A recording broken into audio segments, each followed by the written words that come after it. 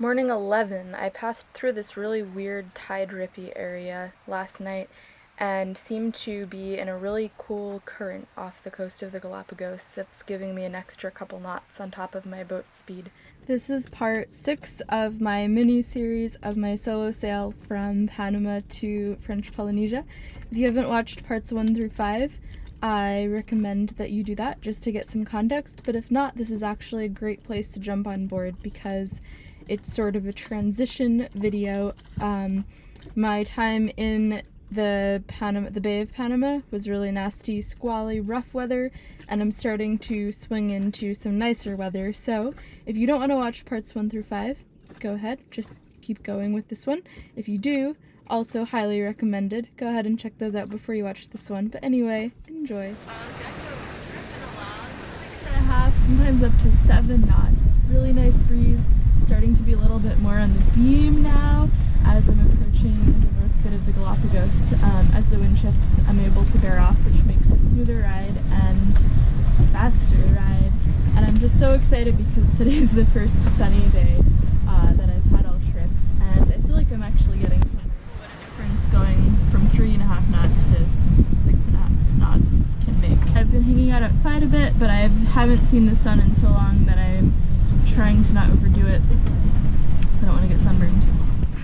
I just happened to be out in the cockpit this morning since I've been hiding below most of the time, and what caught my eye was a piece of what I thought was red garbage floating in the water, but it turned out that it was part of a fishing net that was strung along the very surface of the water. You can actually see the green line running through the water, and then every probably 100 yards there's a bottle. And so I'm kind of off course going downwind along this line to see how long it stretches because I can't cross it since it's right along the surface.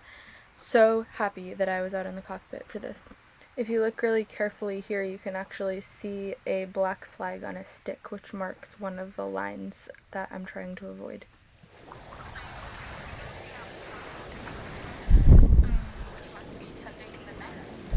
They obviously haven't seen me, or they would have been coming zooming up, I'm guessing. So I put on a big jacket just to disguise my and hopefully once I get around the boat, everything is cool. Here's the boat. You can see I'm approaching it now. It looks like it's tied off to the line of pot, so I'm going to go even behind the boat and not really sure what I'm going to find here. Okay, now this guy's behind me. It's just one lone guy sitting on his boat tending the traps. I just feel so lucky that I was on deck to see this, or I would have gotten super tangled in the net. This was just such a weird moment because this guy's boat was totally open and with no cover from the sun or the rain or the wind, and he's just sitting there in a little t-shirt in the middle of the ocean, in the middle of nowhere, looking at his traps, and I felt like, my God, he's so alone out there. And then I realized he's probably thinking the same thing because my boat was about the size of his tender, and, you know, tiny little sailboat coming out of nowhere, going to nowhere. We just had this very human moment because I passed really close to his boat because I was going downwind of my course and I didn't want to have to beat back up. We just kind of looked at each other, and I waved and he waved, and then I kept going and he stayed there. Maybe it was because I've been at sea for 11 days now and he's the first person I've seen, but it was just a very poignant moment in my day, and I just can't emphasize enough how lucky I feel that I saw the traps. I don't know what I would have done. Like, I definitely would have gotten fouled in it because the line was running along the surface, and it would have been, like, I don't want to think about it, but it would have been really bad, and I'm just insanely lucky that I happened to see it because it was just a float with a bit of string coming out of it. I could have looked the other way for 30 seconds and I would have run it over. Crazy. The wind sprang up crazy.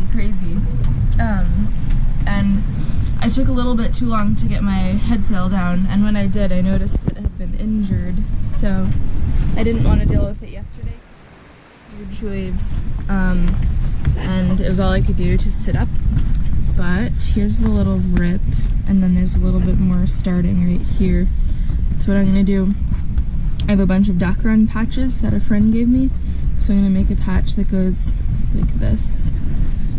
all around on either side and sew it in place before I put her back up. And I really hope I didn't damage it anymore, but I feel so bad.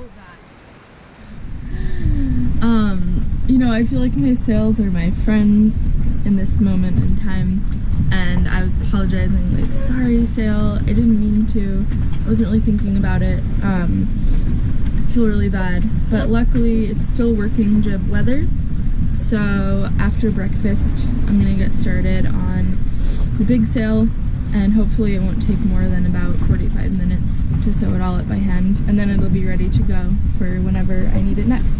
So this is the rip, and it extends up to here, so I'm taking this patch, and since this is such a narrow little piece between the edge of the rip and this, I'm going to go over this stitch line, and I'm just going to use my pencil and my ruler to make a straight line so the edge of this follows just above the edge of this. I'll sew above it because it'll be easier to get the needle through, and then straight down to here, and then across the bottom to there and up again, and I'm going to make 2 identical pieces.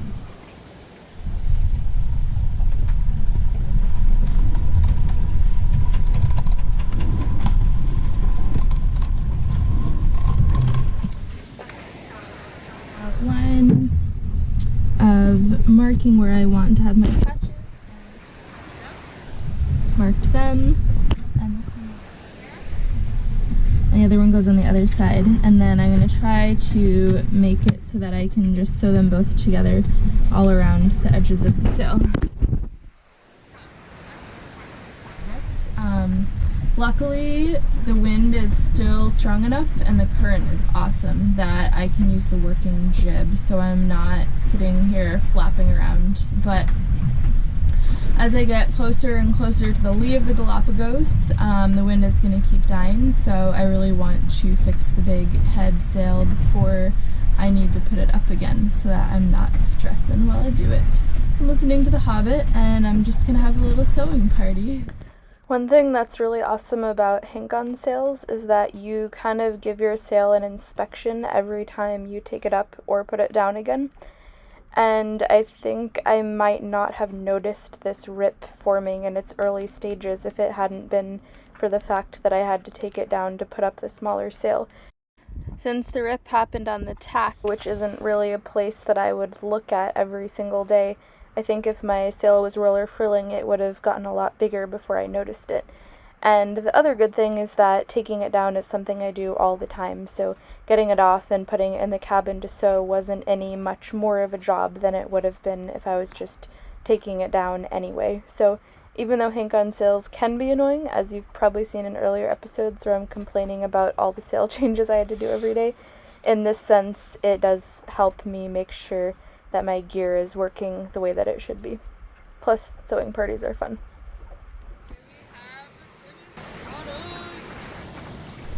The beautiful sail is repaired once more. I only went through a couple needles. Unfortunately, where all my sail needles went, and all I have is a really big one that's too big and puts holes in the sail, and then little sewing ones. So I was just using the tip of the big one to punch a hole, and then the little sewing one to go up through that hole. But if I punched the hole too big, it would rip the sail, because see, this is really fat. It's more designed for canvas, so I would just push it through up to there to punch the hole. So it took a long time, but time is something that I have a lot of these days. Thanks for watching this week's video. I put out new videos every 2 weeks on YouTube. And for my patrons, you guys get content every week. Right now I'm in the Tuamotus and just enjoying atoll life, learning how to kite surf, kiteboard, I don't know the correct term for it, doing a lot of snorkeling, learning about which fish are okay to spear here and which ones aren't. Interesting thing about the Tuamotus is that every place in each atoll has different fish that you can and can't take for ciguatera reasons. So you just talk to the locals and discover it. But I have discovered a fish called unicorn fish, and not only are they delicious, but they also have this cool little horn thing on the front of their head, and they're very distinctive. So I would recommend Googling them if you want to see some funky fish. Thank you so much to Tish for helping be my land support for these videos. Getting them onto the internet is tricky in French Polynesia because the internet here is not so great, so Tish is helping me a lot back in the States with getting videos in the mail and uploading them in the US.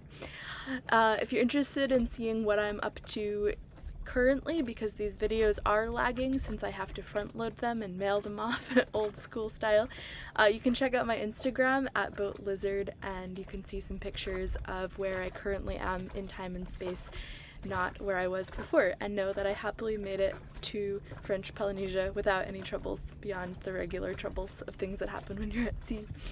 Thank you so much to all of my patrons who are supporting me on Patreon. You guys are amazing, and you're definitely making it so that I can keep sailing.